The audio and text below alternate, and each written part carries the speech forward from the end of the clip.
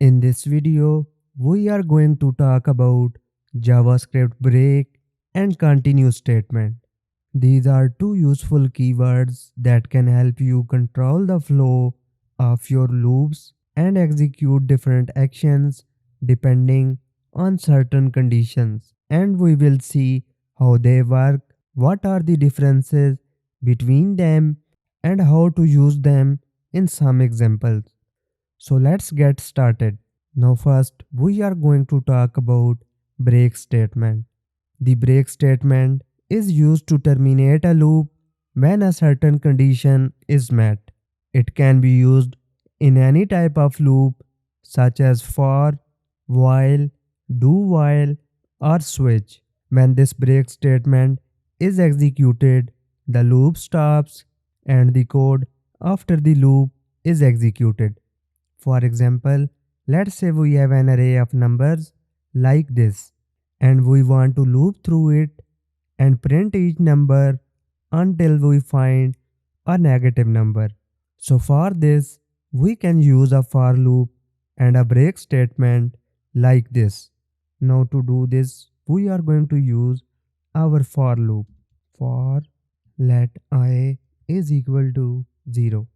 Now here we are initializing our variable and we are assigning it a value of 0. And this is because we want to loop through this array, and as you know, the array index starts from 0. So that is why here we are using 0. Now after this we need to specify our condition. So the condition is if I is less than numbers dot length. Now here we need to write the third expression. So for this third expression, we only increase our I variable by 1 by using this increment operator. Then our block of code, and here we can say let num is equal to numbers, which is our array. Now here we are going to use our I variable to loop through each and every element of this array. Now if we log the value of this num variable, you can see by logging this num variable in our console, we have each and every number that we have in our array. Now after this we are going to use if else statement, which is to check each and every number if it is positive or negative.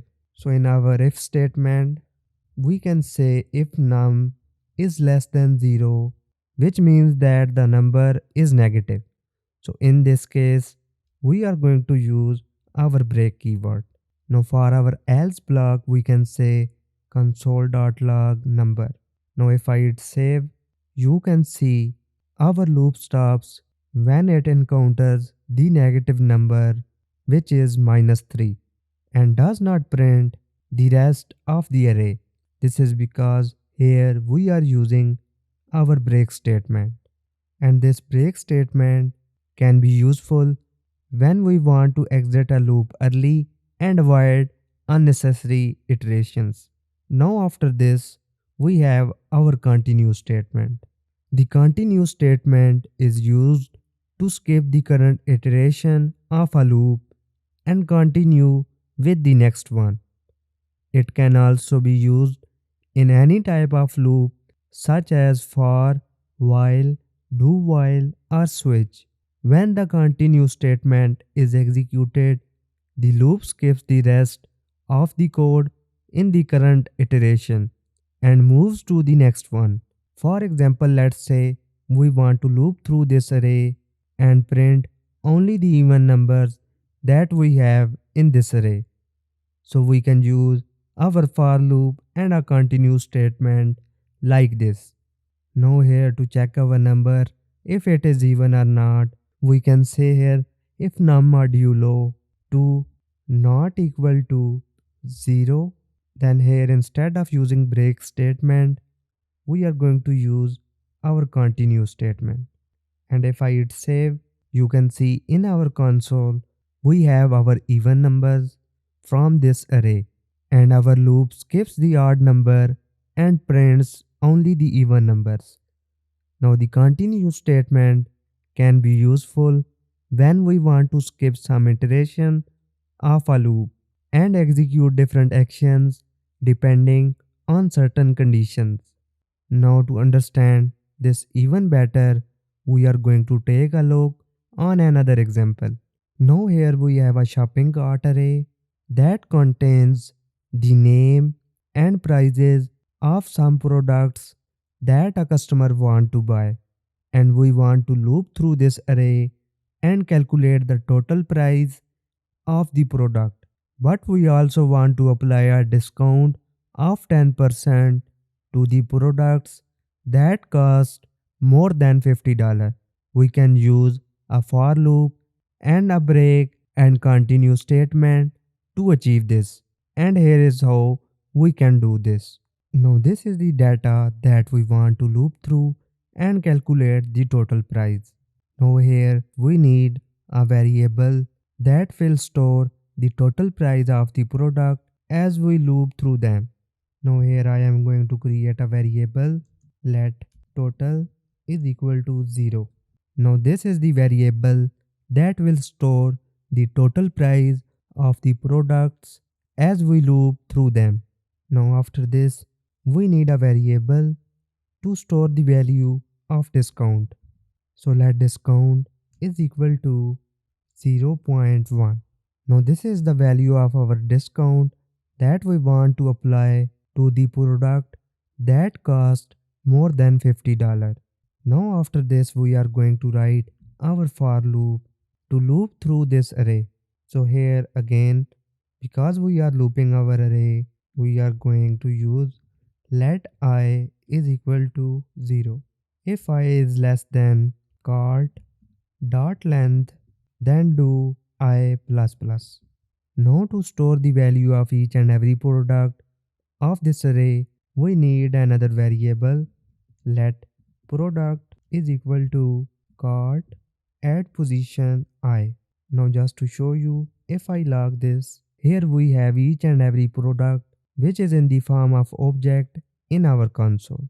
Now after this, we are going to store the price of each product in a variable because we want to calculate the price of each and every product. So let price is equal to product. Now as you can see here, this product is an object and we want to access its price property.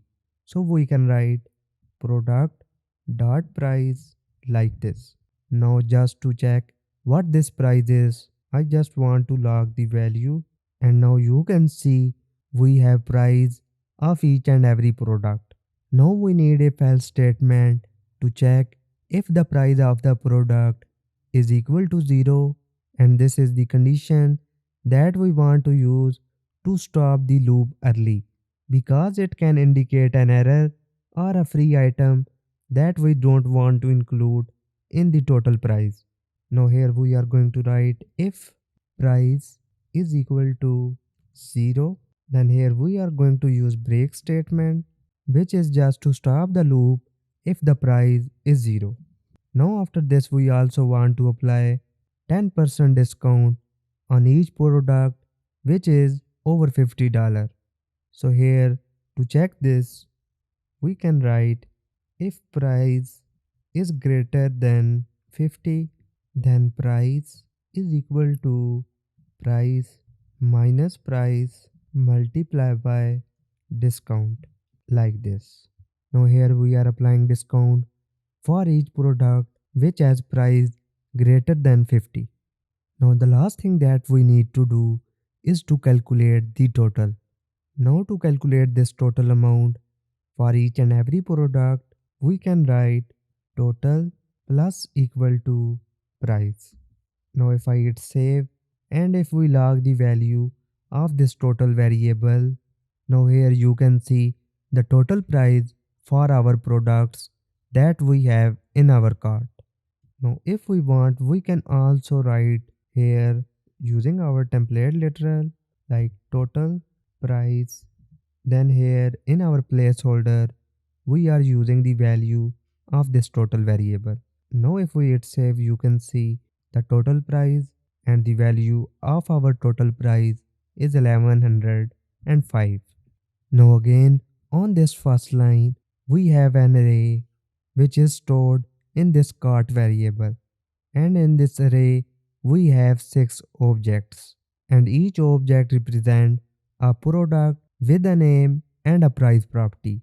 And this is the data that we want to loop through and calculate our total price. Now on our second line, we declared a variable which is called total, and we assign it a value of 0.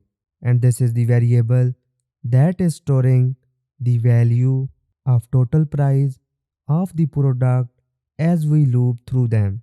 And after this we declared this discount variable and we assigned it a value of 0.1. And this is the discount rate that we want to apply to products that cost more than $50. Now after this, we have our for loop that iterates over the elements of this cart array. And then in our for loop, we have this product variable and we assigned it the value of the current element of the cart array. And this is the product that we are processing in the current iteration of the loop. And then we have our price, and this is the price of our product that we are processing in the current iteration of this loop. Now here we are checking if price is equal to 0, then we want to use to stop this loop early because it can indicate an error or a free item that we don't want to include in the total price. Then here we are checking if the price is greater than 50. So in this condition, we are applying a 10% off discount to each and every item whose price is greater than 50. Now this line will update the value of this total variable by adding the value of the price variable. This means that the price of the product will be added to the total price after applying the discount if applicable. And this loop will run for each and every element in our shopping cart array. And at the end, we are just logging our total price in our console. I hope this explanation helps you understand this code example better. So in this video, we learned about JavaScript break and continue statement in for loops. We saw how they can help us control the flow of our loops and execute different actions depending on certain conditions. We also saw some examples of how to use them in our code. I hope you found this video helpful. If you did, please give it a thumbs up and subscribe to our channel. Also feel free to leave a comment below if you have any questions or suggestions. Thanks for watching this video and I will see you in the next video.